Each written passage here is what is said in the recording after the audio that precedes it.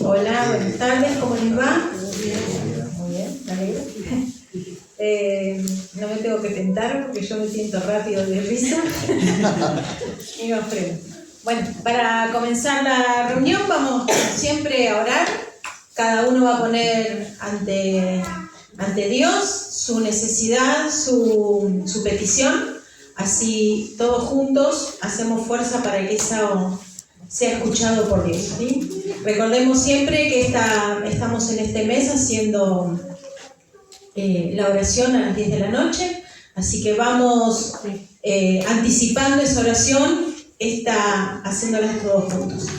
Padre amado, te damos gracias por estar acá presentes, por estar en este lugar y en este ámbito de estudio para aprender de tu palabra.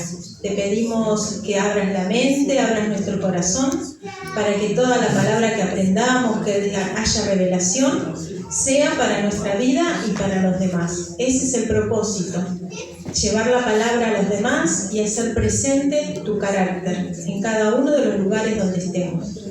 Bendigo y bendice a cada uno de los que están en esta escuela, virtual y presencial, para que en su casa y en su hogar haya armonía, haya paz y que tu palabra esté presente en cada uno de nosotros. Damos gracias siempre, ante todo. Amén. Muy bien. No sé si tuvieron oportunidad de leer el material o de ver el video. Estuvimos hablando, ¿se acuerdan?, de la plenitud de Cristo. Y habíamos hecho referencia en algunas palabras en el griego, ¿sí?, que nos daban como una amplitud de los conceptos que uno lee en la Biblia. La clase anterior estaba en 3 partes. La primera parte era el significado de la palabra plenitud. ¿Y qué es la plenitud? Lo voy a parafrasear. Pablo en Efesios 3:19 decía que el deseo era que la iglesia de Éfeso experimentara el amor de Cristo. Entonces serán completos con toda la plenitud de Cristo. Plenitud venía del griego pleroma, que no era solamente estar lleno, sino que significaba como algo más profundo. Significa aquello que llena, totalidad, cumplimiento, capacidad completa, aquello que alcanza su máxima medida. Entonces la idea no es simplemente tener más de Dios, sino ser completamente llenados por Cristo hasta cumplir el propósito para el cual fuimos creados. Esa era la primera parte, que significado de la plenitud. Una segunda parte que decía que Cristo es la plenitud. En la carta escrita a la iglesia de Éfeso, que pasaba, era un pueblo que estaba pasando de la idolatría, de diferentes creencias, a la revelación de Pablo, que Pablo les revelaba a Cristo. Cristo en la vida no necesitaban a nadie más. Él era la plenitud de Dios. Entonces Pablo trae esta revelación que en Cristo habita toda la plenitud de Dios. También lo expresa en la carta a los Colosenses, que habíamos leído Colosenses 1:19, que a Dios le agradó en toda su plenitud habitar o vivir en Cristo, ¿sí? Cristo es donde habita la plenitud. Y una tercera parte que decía que Dios quiere que crezcamos. Habíamos leído Efesios 4:11-16, donde cuenta que Cristo dio los 5 ministerios a la iglesia. Esos 5 ministerios, el objetivo que tienen es hacernos crecer, madurar, desarrollarnos hasta la medida de la plenitud de Cristo, ¿sí? Todos vamos creciendo en la madurez hasta llegar a esa estatura que era la madurez de Cristo. Resumido, lo que fue la primera clase. En la segunda clase, para completar, y después tomamos el ejercicio, la evaluación, en esta segunda parte vamos a ver que la plenitud de Cristo, cuando uno está lleno de la plenitud de Cristo, produce fruto, ¿sí? La plenitud de Cristo está disponible para todos los creyentes, pero depende de nosotros, en mucha medida, de que esa plenitud pueda llegar. Cuando habíamos leído en la anterior clase Efesios 4, donde habla de los ministerios, en uno de los versículos, Pablo decía: entonces ya no seremos inmaduros como los niños, cuando uno alcanza la plenitud de Cristo, ¿no? Dice, entonces ya no seremos inmaduros como niños, no seremos arrastrados de un lado a otro, ni empujados por cualquier corriente de nuevas enseñanzas. No nos dejaremos llevar por personas que intenten engañarnos con mentiras tan hábiles que parezcan la verdad. Entonces, ¿qué cosas pasan en la vida que no me dejan llegar a esa plenitud? Muchas de esas cosas, que yo voy a dar ejemplos, capaz que alguno se ve reflejado, yo en algunas me vi reflejada, no voy a decir cuál, pero me vi reflejado en algunos. ¿Por qué? Porque uno está en crecimiento hacia la plenitud de Cristo. Nunca vamos a llegar a esa plenitud. Por eso uno va creciendo en esa madurez y hace cosas humanas y falla el blanco, o va mejorando, o se va dando cuenta de que tiene que mejorar algunas cosas. Entonces, ¿qué cosas a mí no me permiten llegar a la plenitud de Cristo?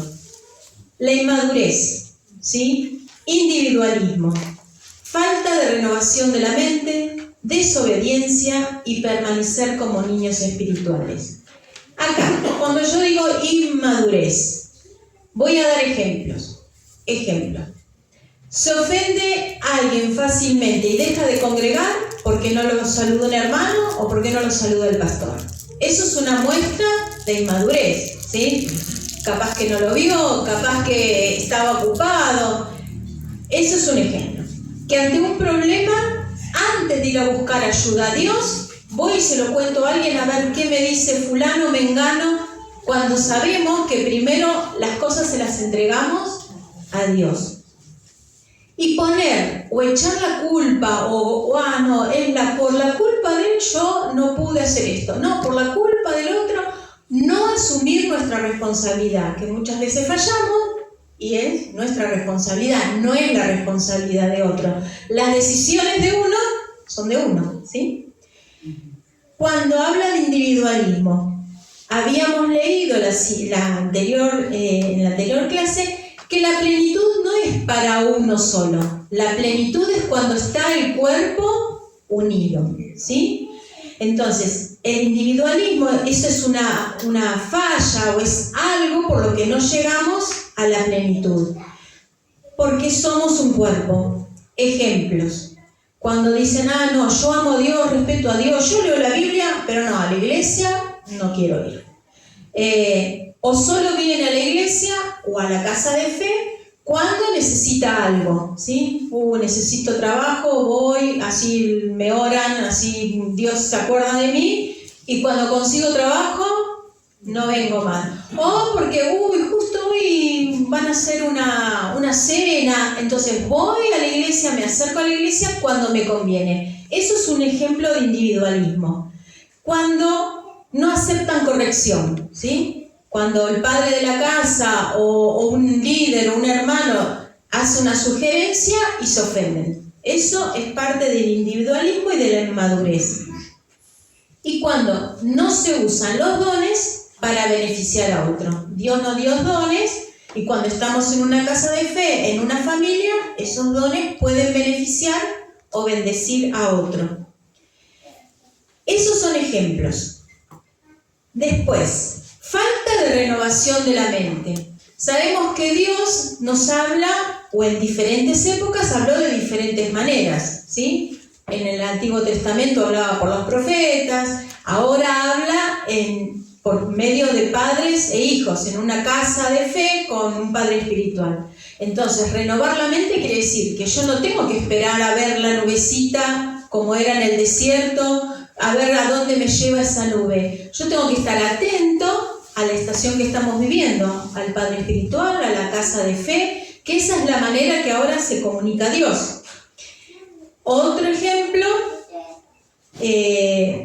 tomo decisiones de acuerdo a la cultura, de acuerdo a los gustos y no de acuerdo a la palabra, ¿sí? Eso es una manera de no renovar la mente. Yo me quedo estancada, no, yo soy así, a mí no me cambia nadie. Eso es una falta de renovación de la mente. Entonces, de esa manera me es difícil llegar a la plenitud de Cristo. Y desobediencia. Sabemos que la rebeldía es una forma de desobedecer. Y cuando uno, como hizo Cristo, uno cuando va obedeciendo, eso le va agradando al Padre. Y vamos llenando de plenitud nuestra vida. La desobediencia es como, para dar un ejemplo gráfico, es como que si yo quiero llenar un vaso, pero el vaso ha dado vuelta, ¿sí? Esa es la desobediencia. Por más que Dios haga y nos dé oportunidades, si yo estoy cerrado a esa palabra, a esa sugerencia, no va a haber nada que me llegue a mí. Entonces, esas son cosas que a mí me impiden llenarme de la plenitud de Cristo.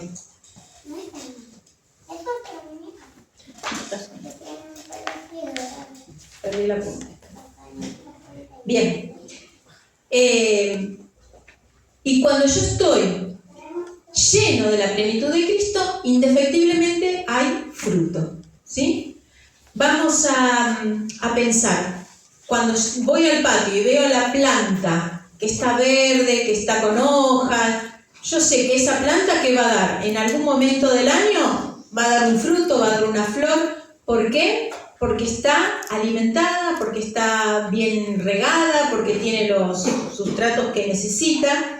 Entonces, el fruto es indefectiblemente cuando está unido al tronco, ¿sí? Una planta que está con tronco, con ramas, verde, vigorosa, va a dar fruto. Vamos a compartir, como para redondear esta idea, Marcos 4, del 1 al 20. Me voy a detener después específicamente en un versículo, pero es una parábola que la conocemos todos, y si no la conocemos, la refrescamos, ¿sí? Me doy vuelta porque no la fotocopié esa. Marcos 4, versículo 1. Una vez más, Jesús comenzó a enseñar a la orilla del lago. Pronto se reunió una gran multitud alrededor de él, así que entró en una barca. Luego se sentó en la barca, mientras que toda la gente permanecía en la orilla. Les enseñaba por medio de historias que contaba en forma de parábola, como la siguiente. Escuchen, un agricultor salió a sembrar. A medida que esparcía la semilla por el campo, algunas cayeron sobre el camino y los pájaros vinieron y se las comieron. Otras cayeron en tierra poco profunda, con roca debajo de ellas. Las semillas germinaron con rapidez, porque la tierra era poco profunda. Pero pronto las plantas se marchitaron bajo el calor del sol y como no tenían raíces profundas, murieron. Otras semillas cayeron entre espinos, los cuales crecieron y ahogaron los brotes, así que esos brotes no produjeron grano. Pero otras semillas cayeron en tierra fértil y germinaron y crecieron y produjeron una cosecha que fue 30, 60 y hasta 100 veces más numerosa de lo que se había sembrado. Luego les dijo, el que tenga oídos para oír, que escuche y entienda. Más tarde, cuando Jesús se quedó a solas con los 12 discípulos y con las demás personas que se habían reunido, les preguntaron el significado de las parábolas. Él contestó, a ustedes se les permite entender el secreto del reino de Dios, pero utilizo parábolas para hablarles a los de afuera. Para que se cumplan las escrituras, cuando ellos vean lo que hago, no aprenderán nada. Cuando oigan lo que digo, no entenderán. De lo contrario, se volverían a mí y serían perdonados. Luego Jesús les dijo: si no pueden entender el significado de esta parábola, ¿cómo entenderán las demás parábolas? El agricultor siembra las semillas al llevar la palabra de Dios a otros. Las semillas que cayeron en el camino representan a los que oyen el mensaje, pero enseguida viene Satanás y lo quita. Las semillas sobre la tierra rocosa representan a los que oyen el mensaje y de inmediato lo reciben con alegría. Pero, como no tienen raíces profundas, no duran mucho. En cuanto tienen problemas o son perseguidos por creer la palabra de Dios, caen. Las semillas que cayeron entre los espinos representan a los que oyen la palabra de Dios. Pero muy pronto el mensaje queda desplazado por las preocupaciones de esta vida, el atractivo de la riqueza y el deseo por otras cosas, así que no se produce ningún fruto. Y las semillas que cayeron en la buena tierra representan a los que oyen y aceptan la palabra de Dios y producen una cosecha 30, 60 y hasta 100 veces más numerosa de lo que se había sembrado. Muy bien, era como para repasar, es una parábola conocida, pero nos representa a cada uno de nosotros o a gente que uno conoce o conoció y fue dejando el camino cristiano. Las semillas que cayeron en la buena tierra representan a los que oyen y aceptan la palabra de Dios y producen una cosecha 30, 60 y hasta 100 veces más numerosa de lo que se había sembrado. Acá está hablando del fruto, ¿sí? Las semillas, para poder dar un fruto, ¿qué tiene que recibir? Tiene que recibir agua, tiene que recibir sustratos, tiene que recibir luz, tiene que tener una buena profundidad para que quede arraigada en la tierra. Como nosotros, ¿sí? Los que oyen la palabra, la internalizan, la viven, son los que tienen esa semilla y pudo germinar en el corazón, pudo hacer tierra y planta en el corazón, y estamos unidos ¿a quién? A la planta principal, ¿sí? ¿Qué significa cuando dice y producen una cosecha 30, 60 y hasta 100 veces más numerosa de lo que se había sembrado? Significa que no todos estamos siempre en la misma producción, en la misma cosecha. Hay a 30, a 60 y a 100. Lo importante no es compararnos, yo tengo más cosecha, yo soy mejor cosecha, no es compararnos, estamos todos en un camino de maduración. Entonces, algunos están al 30, otros al 60 y otros parece que llegan al 100 porque nunca llegamos al 100. Lo importante es que la semilla alcance todo el potencial que tenía en el principio, ¿sí? Relación con el 100 por 1 de este versículo. El 100 por 1 no es una competencia entre creyentes, es la evidencia de que la vida de Cristo encontró un corazón dispuesto y pudo desarrollar todo el potencial que Dios había puesto en esa persona. La plenitud de Cristo no tiene como objetivo producir, sino reflejar el carácter de Cristo. Porque yo me puedo llenar de actividades, muchas actividades, estoy todo el día en la casa de fe, pero no reflejo el carácter de Cristo, ¿sí? Lo importante de tener la plenitud de Cristo no es hacer muchas cosas, sino reflejar su carácter. Y cuando yo estoy unida a Cristo, el fruto aparece naturalmente. La semilla contiene todo el potencial desde el principio, porque acá el agricultor no dice que puso una semilla mejor en la tierra fértil, puso una semilla débil en el camino, en la orilla del camino. La semilla es la misma, tanto en el borde del camino, tanto cuando la tiró con los espinos y tanto cuando la semilla germinó, ¿sí? Que se quedó arraigada. Es la misma semilla. Lo que cambia es la tierra. La tierra somos nosotros, ¿sí? La semilla que necesita buena tierra, profundidad, perseverancia, y así también ocurre con nosotros. ¿Qué necesitamos? Necesitamos crecer, madurar, dar fruto y llegamos a la plenitud. Entonces, ¿qué produce que una planta dé un fruto? ¿La tierra? ¿Qué es lo más importante? ¿La tierra, la semilla, el agua, el sembrador o todo junto? Todo junto, ¿sí? Entonces, trayéndolo a los creyentes, todo es importante y todo es necesario. La palabra, la obra del Espíritu Santo y un corazón dispuesto, ¿sí? Porque como era el vaso que lo doy vuelta, nunca puedo llenar un vaso que está dado vuelta. Si yo no tengo un corazón dispuesto a recibir la palabra, a que esa palabra haga en mí hábito, nunca voy a poder expresar la plenitud de Cristo.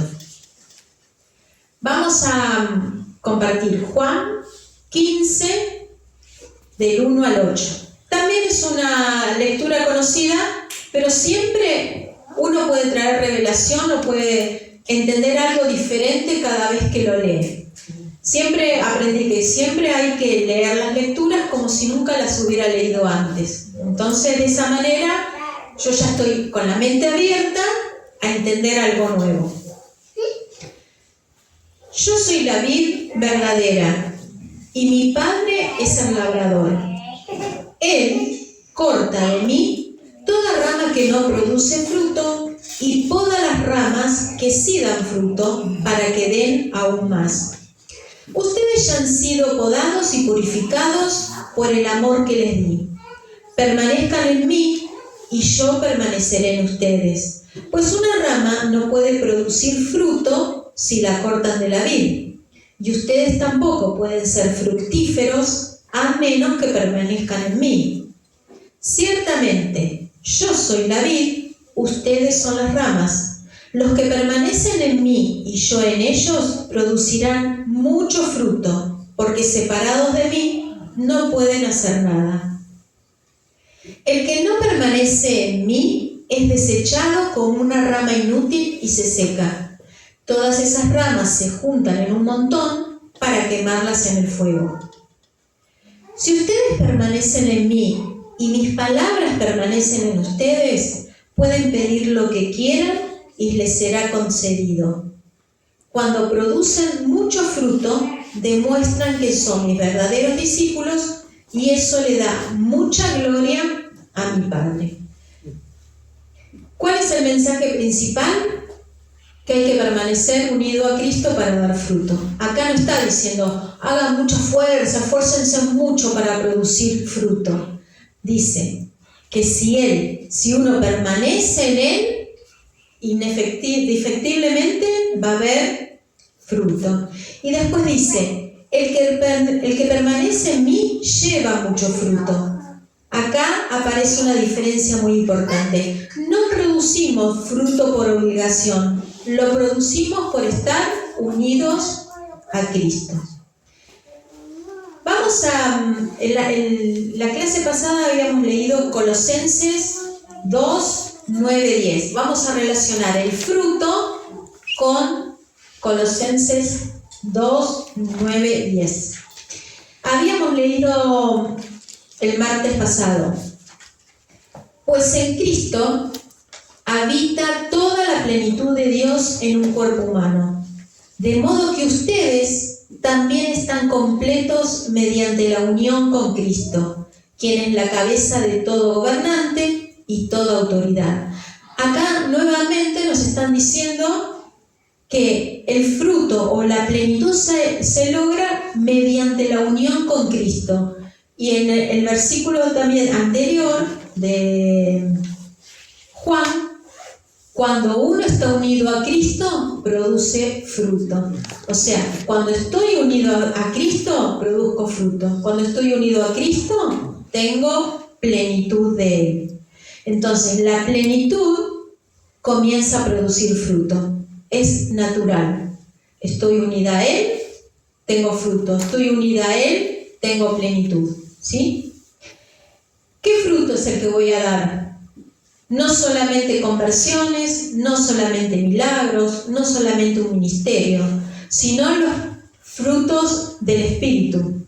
Amor, paciencia, humildad, obediencia, servicio, dominio propio, reconciliación, perseverancia, porque ese es el fruto del carácter de Cristo.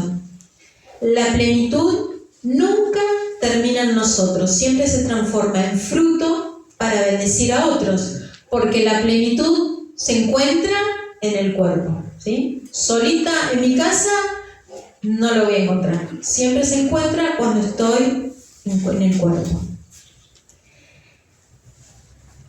Si yo tengo una rama, ¿vieron cuando uno poda los árboles que están las ramas secas?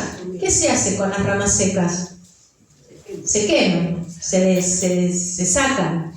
Eso pasa lo mismo con los que no están unidos a Cristo. Lo dice en el texto que las ramas que están unidos a Él producen fruto porque están vigorosas y están unidos a lo principal, al alimento espiritual. Las ramas que no sirven se secan y no llevan fruto, no dan fruto, ¿sí? Es una visión natural. Bien, seguimos. Habíamos leído Efesios 4:13 que decía, ¿te lo había puesto? Esta también la leímos el martes pasado, que habla de los dones del Espíritu, de por qué algunos no son maduros, de los niños espirituales. Y en uno de los versículos, el versículo 13, decía, este proceso, el de crecer, el de madurar, el de estar a la altura, dice, este proceso continuará hasta que todos alcancemos tal unidad en nuestra fe y conocimiento del Hijo de Dios, que seamos maduros en el Señor, es decir, hasta que lleguemos a la plena y completa medida de Cristo. ¿Se acuerdan que Pablo dijo que deberíamos llegar a la medida de la estatura de la plenitud de Cristo? ¿Y cómo sabemos que estamos creciendo hacia esa plenitud? Porque cada vez, como dice otro versículo, crece más Él y yo. Muy bien. Entonces, ¿cómo me doy cuenta que yo voy a producir fruto o que estoy produciendo fruto? Porque cada vez mi carácter se parece más al carácter de Cristo y queda mi parte humana, mi parte carnal, va quedando más bajita, ¿sí? Ante una situación puedo poner frutos del carácter de Cristo. Tengo una situación, en vez de agarrar un ataque de furia, puedo pensar y puedo dominar la situación, ¿sí? Son pequeños ejemplos de la vida diaria, ¿sí? Viene alguien y me habla mal, yo en vez de ir y tirarme encima o de contestarle mal, puedo llevarlo a la calma y que la situación sea pacífica. Esos son ejemplos de la vida diaria. Muy bien. Con estos ejemplos, pienso, cuando yo tengo una naranja, ¿sí? Y exprimo la naranja, ¿qué va a salir? Muy bien, jugo de naranja. Si no es magia. Muy bien, eso es lo que tenemos nosotros. Si yo adentro mío, yo vengo a alguna casa de fe y parece que soy buenita y parece que contesto bien y todo parece, pero ante la primera situación me agarra un ataque de furia, quiere decir que adentro mío todavía no tengo fruto. ¿Por qué? Porque cuando la vida me presiona o una situación me presiona, tiene que salir de mí lo que tengo adentro. Si yo tengo ira, va a salir ira, pero si yo tengo frutos del Espíritu, como bondad, paciencia, ¿qué va a salir? Bondad, paciencia, amor, Alguna vez podré, bueno, somos humanos, pero lo que sale cuando me presiona la vida va a ser lo que tengo adentro, ¿sí? Una vez había leído, si vos tenés una taza de café y se tambalea la mesa, ¿qué se va a caer? La taza. ¿Y qué se va a derramar? Café, porque es lo que tenía adentro. Cuando la vida te tambalea o te sacude, va a salir lo que uno tiene adentro. Si uno se llena de la palabra de Cristo, se llena de las cosas que ve de Cristo, va a salir eso. Y si no, hay que leer más la Biblia, hay que venir a más reuniones. Tenemos que entregarle a Jesús que cambie el fruto que tenemos dentro. Vamos a compartir una lectura donde habla de la gloria de Cristo, ¿sí? También conocida, pero vamos a ponerle toda la impronta para escucharla y poder sacar de esta lectura sobre la plenitud de Cristo. Juan 2, del 1 al 11.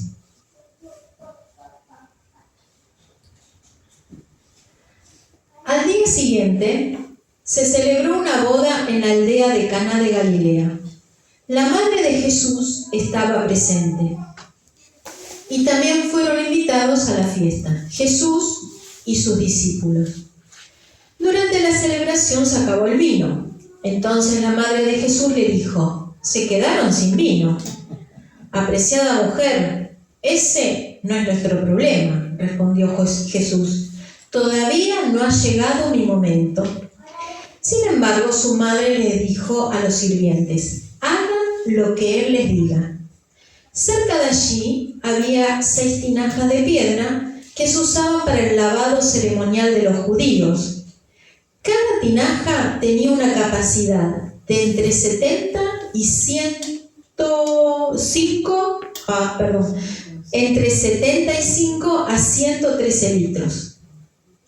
Jesús les dijo a los sirvientes: llenen las tinajas con agua. Una vez que las tinajas estuvieron llenas, les dijo: ahora saquen un poco y llévenselo al maestro de ceremonias. Así que los sirvientes siguieron sus indicaciones. Cuando el maestro de ceremonias probó el agua, que ahora era vino, sin saber de dónde provenía, aunque por supuesto los sirvientes sí lo sabían, mandó a llamar al novio.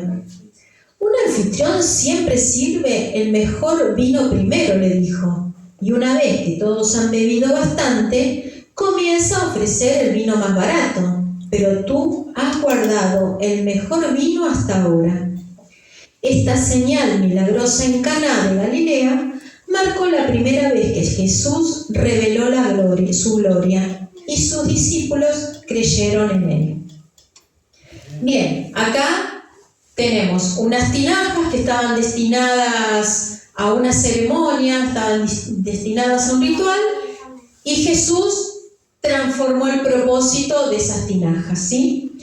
¿Cómo lo relacionamos con la plenitud de Cristo? Juan escribe en Juan 2:7, dice: llenen de agua estas tinajas. Y el texto agrega un detalle significativo. Las llenaron hasta arriba, ¿sí? ¿Qué enseñanza nos deja de esto? Que Jesús podría haber hecho el milagro con las tinajas por la mitad, si él quería.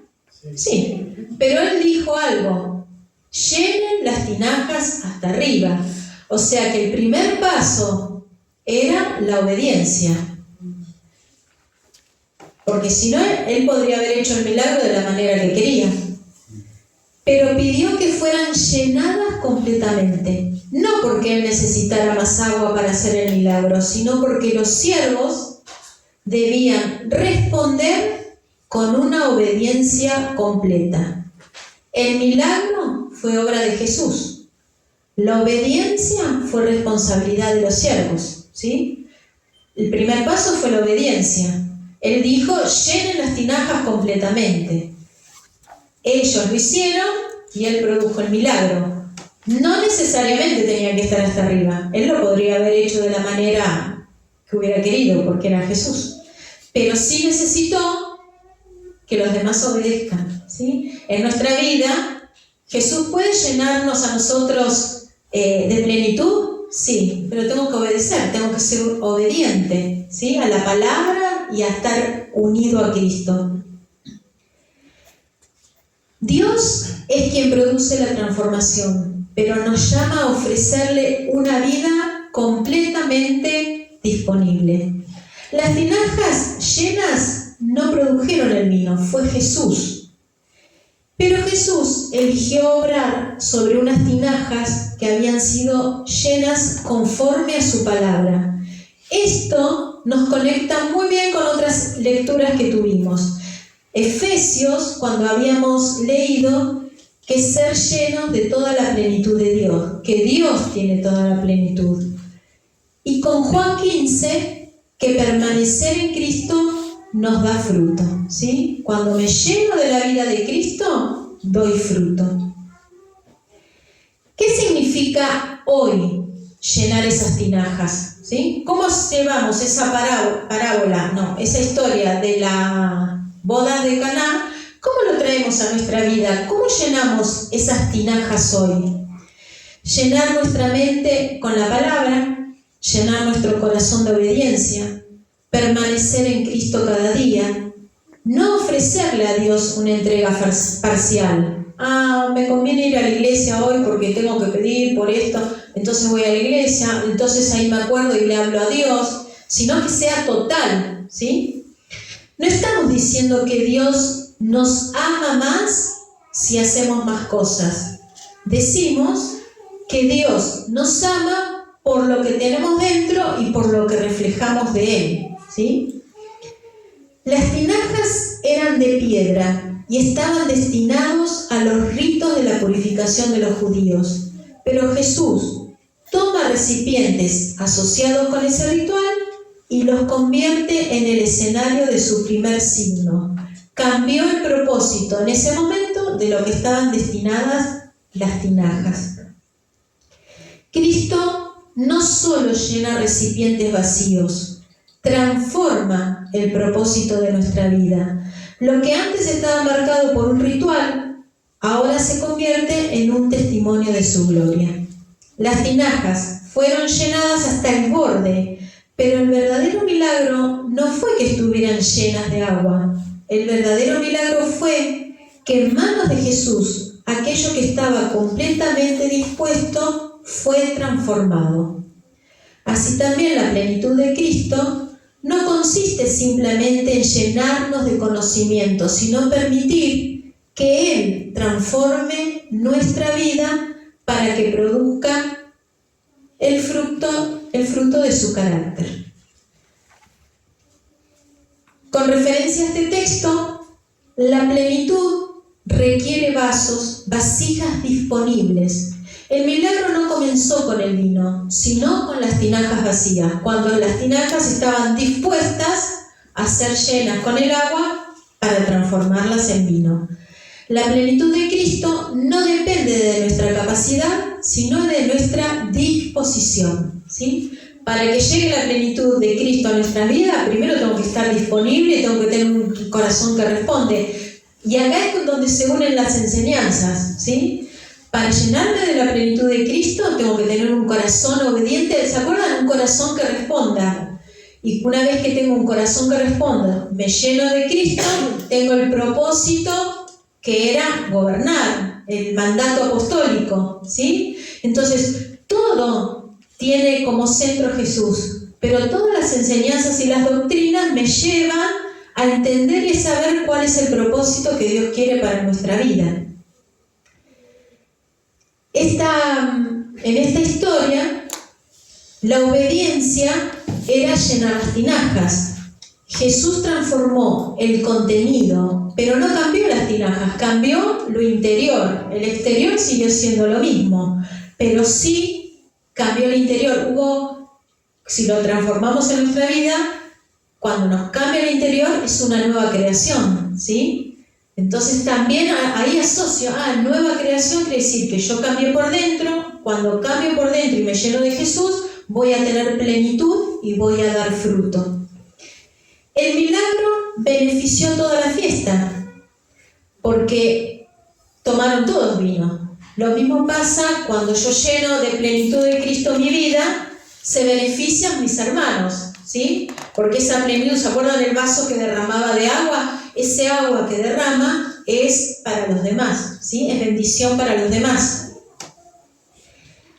Las tinajas representan nuestra vida.